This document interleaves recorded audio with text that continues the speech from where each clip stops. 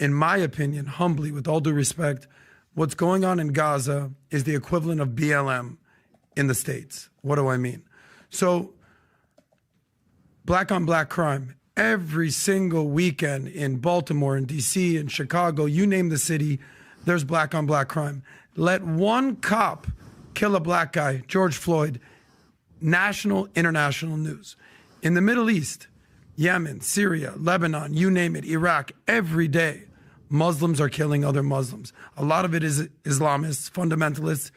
There's no marches, there's no protests, but Israel defends itself after October 7th, and I've seen you condemn Hamas for October 7th, but you've also sympathized with the Palestinians, as you should. But all of a sudden, that's the biggest story in the news. Why the distinguishment? Yeah, crime happens, including murder from all sides, and we shouldn't distinguish on the identity of who does it, fair. Well, why are we covering this murder of 30,000 people then? That just happened in my city fucking yesterday, dude. Yeah, to be fair, let's turn that argument against him. If the people who think racism against white people is bad, right? If they're on your side here, why do you think we're mad when you call our skin color racist? And we wouldn't be mad when you call their skin color anti-Semitic? Like, that makes no fucking sense, dude. So in an op-ed for Teen Vogue published during the 2020 George Floyd protests, Jamila Nasheed addresses the dangerous black-on-black crime myth by pointing out some basic facts. First and foremost, black Americans are 3 times as likely to be killed by police compared to white Americans. Second, black-on-black crime rates are comparable to white-on-white crime rates. Third, there is a direct link between racism and poverty that's enforced institutionally to stifle growth of black people. So what does this all mean? Well, if you are statistically more likely to be impoverished because you're black, well, obviously you're going to live in a more poor neighborhood.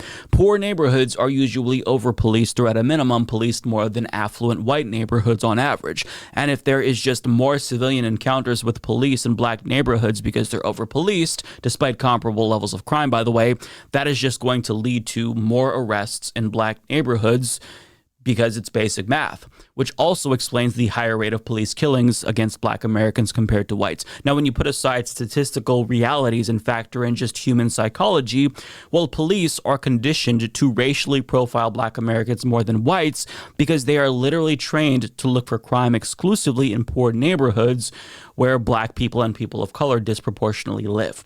All of these things are interconnected, and when black Americans try to educate white Americans about these institutional biases that lead to state-sanctioned violence, well, they're hit with a what about black-on-black crime?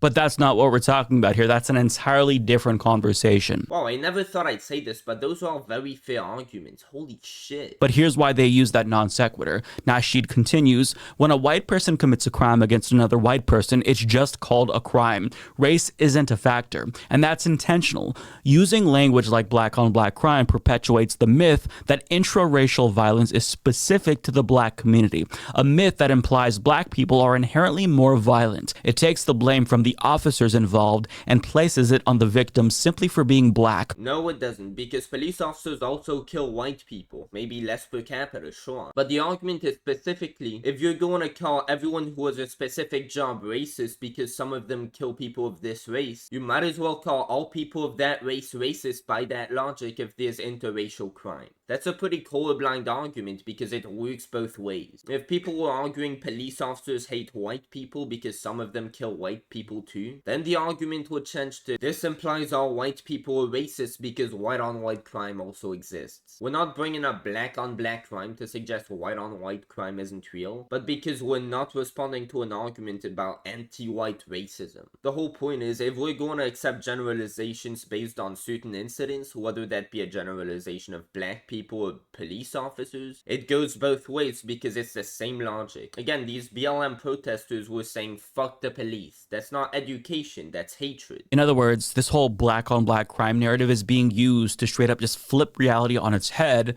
and the goal here is to justify violence by the oppressor against the oppressed, all in an effort to victim blame and make it seem like the people who are actually perpetrating the violence have no choice. It's a matter of self-defense. That's literally what they're priming you to believe.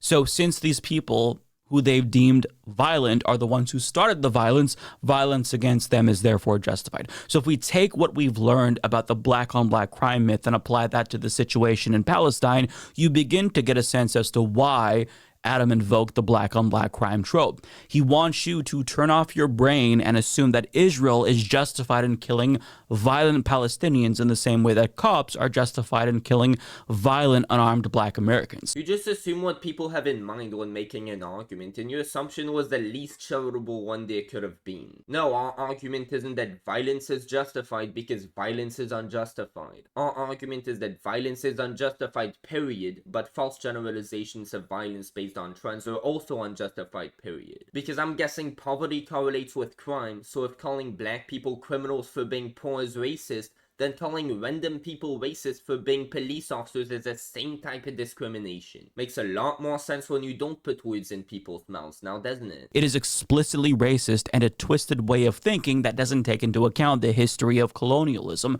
and imperialist violence against Palestinians. No, he's not racist, he's just wrong. And Bassem is wrong too because he assumes bad faith as well. Racist! And actually your tone of voice, when you say, oh, there is like black on black, Arabs killing each other, in your undertone is saying, yeah, they don't deserve to live, so let's Israel kill them. 0%. This is exactly 0%. what you say. No, this is no, what you that's say. not what I said. No, this is what I'm saying. I asked a question, Yes, you're reading into my tone. You have absolutely no sympathy for the Palestinian killing because That's not true at all. Don't put words in my mouth. No, seriously. I 100% have sympathy. Your entrance into this conversation is extremely racist. What can be done with the countries that are quote-unquote shitholes? Okay, give me a country like a shithole. Give me an example. I'm looking at the unemployment rates in all these countries. Give me one country. Afghanistan, Okay. Syria, Afghanistan. Lebanon. Why Afghanistan became a shithole country? Because they endorsed the Taliban. They did. Yeah. Isn't that a little bit of a reductive way to tell history? Because at the beginning, there was no Taliban, and then the Soviet Union came in, and then America came in, supported the Taliban, make them bigger than they were, and then at the end of the day, they support. If you remember Rambo 3 was supporting the Taliban, so Taliban was really cool, and even they were even hailed by right-wing Christians as freedom fighters, anti-communists. And then what happened? America, some people like the Richard Wilson wall wanted him to come in to put some schools. That no. We spend all of this money of tanks on weapons. We don't need to put them schools. What happened?